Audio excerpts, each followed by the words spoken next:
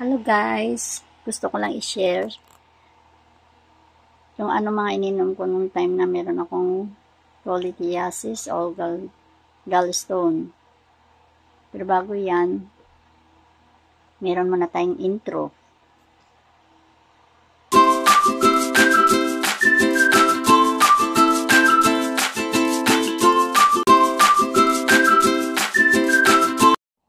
Hello guys, medyo matagal-tagal na din ako na hindi nakapag-upload ng aking mga video dito sa YouTube dahil may mga naramdaman kasi ako na hindi maganda sa katawan ko, kaya nag-decide ako muna na magpahinga at magpa-check up sa doktor. Kasi ang maling naramdaman ko yung ko dun sa may sumasakit yung sikmura ko, yung balakang ko, hindi ako siya banda sa may balakang pati sa may singit. So guys, nag-decide ako magpa-check up kasi yun nga pong naramdaman ko yung sumasakit yung yung sikmura ko, parang tingin ko parang may ulcer ako, pero mas niniinda ko yung yung sa tagiliran kapag malakad ako, medyo may siya sakit. Hindi yan ang rason kung bakit hindi na ako sabi ko magpapacheck up muna ako ngayon. Nung nagpa-check up ako, napansin doon sa ultrasound ko na merong 0.2 na centimeter na sa gallstone, cholelithiasis tawag ba doon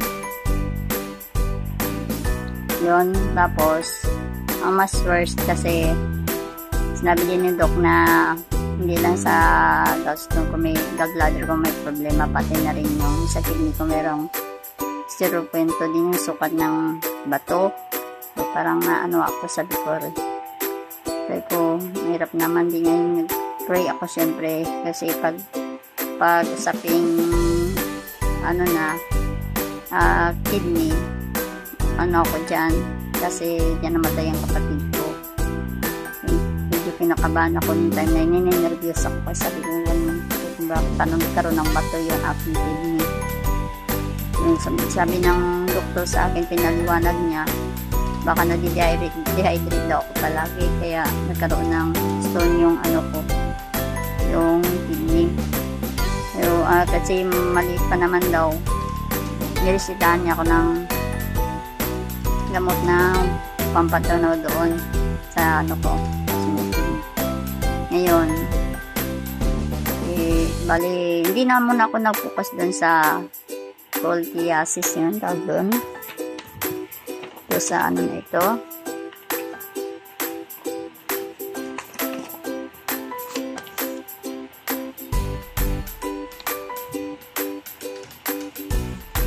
Cholelithiasis nga. Cholelithiasis. Hindi na muna ako nag-focus doon. Inaano ko yun sa kidney ko kasi mahirap yun sa kidney. Yung pala, both pala na dapat alagaan kasi pag sa cholelithiasis, mahirap din pag lumakit din yung bato. Kaya, pero pinupusan ko muna yung sa may ko, sa kidney ko. Yung ginawa ko, kasi niresita na ako ni Doc na pampatunaw, maliban doon. Sabi ng doktor, inuman ko lang daw para ako ng yung tawag ito. Ang resita pala sa akin, yung para dun sa gallstone ko, sa cholelithiasis. At yung para dun sa kidney naman, hindi naman siya nagreseta na para doon. Inuman ko lang daw na maraming tubig, tapos yung sambong. Sa sambong daw ako sambong ko lang daw siya. Yun ang ginawa ko ngayon. Pero wala siyang in-advise sa akin para dun sa mga iiwasan ko dun sa may sa gallstone ngayon. Dahil din doon ako nag-focus sa may para mawala yung ng stone sa kidney ko. Hinayaan kong kumbaga yung mga bawal doon sa gallstone nakakain ko, kaya nabigla ko nung after siguro mga 6 months, kasi sabi ko parang okay na yung yung baywang ko, hindi na siya ganong gumigiro. Kasi meron akong nag-post ako sa group kung yung maganda para mawas out yung bato sa kidney. Tapos meron akong na-research doon na meron nakapag-advise sa akin doon sa GC, sa group na yun, na try ko daw sampalukan, lagahin ko daw po yun, kasi marami daw benefits yung sampalukan. Tapos kasi hindi ko alam yung dahon na yun nung hinahambing nila, damo lang daw yun. Naghanap-hanap ako sa tabi namin, wala akong makita, kaya nag-post ako kung sino may sampalukan dun sa group na yun, na merong nag-offer na meron dun banda sa amin. Sabi ko, bibilhin ko. Nung pinuntahan ko, binigay niya lang naman, hindi naman kasi nabibili ko, hindi na po, lang naman yung nabubunot, kasi marami naman daw doon banda sa area nila. Binigay niya sa akin kasi kwento niya nga na yan daw pa ang nakapaano sa kanya nung time na ooperahan na sana siya, ay yung shockwave na sana yung kanyang kidney. Shockwave niya na, kaya lang may nag-advise sa kanya na i-try mo muna magsampal-sampalukan. Kinabukasan na yung niya shockwave.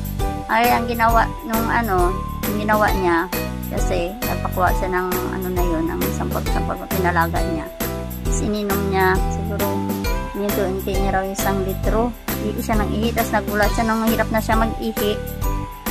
Sabi sakit, tapos nagulat siya nung nailabas niya mga bato, small na bato daw yun, naiihi niya daw, naisama niya sa ihi.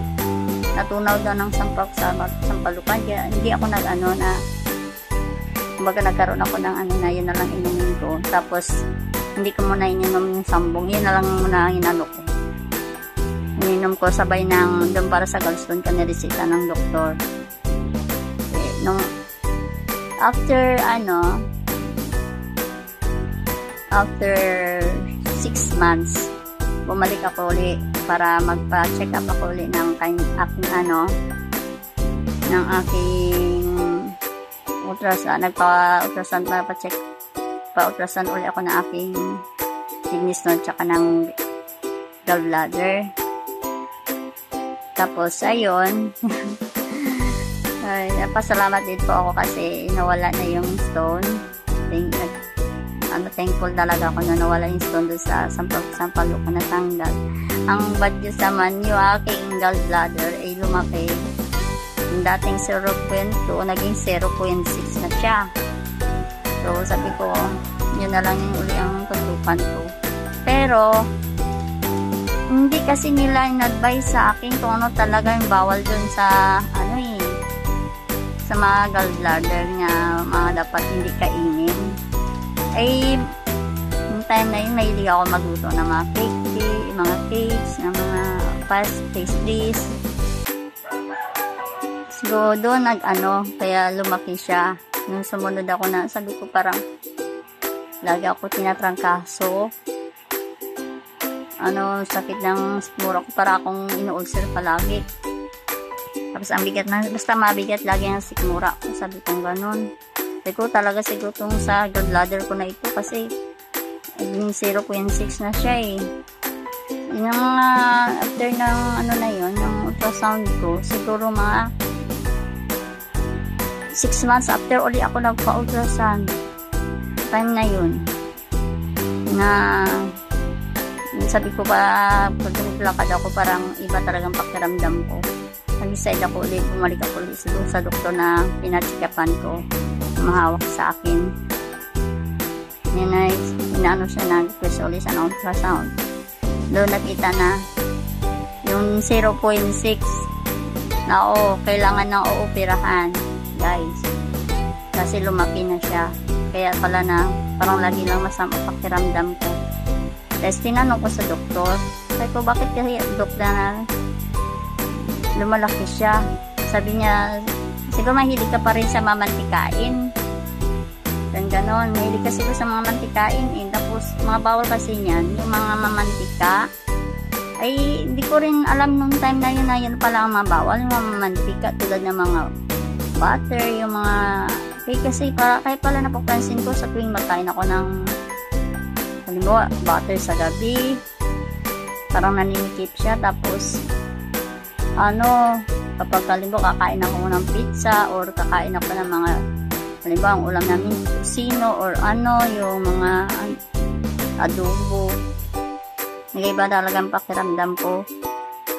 Kaya yun pala, parang sumisikip siya kasi doon dahil sa mamantikain na kinakain ko, kaya doon din yung cause na lumaki siya. Yun guys, sa next video ko sasabihin ko sa inyo kung ano ang ininom ko para siya lumiit, guys. Abangan nyo yan. Kasi, inano na ng doktor na magpaano ako. Dahil 1.2 na siya, kailangan ko na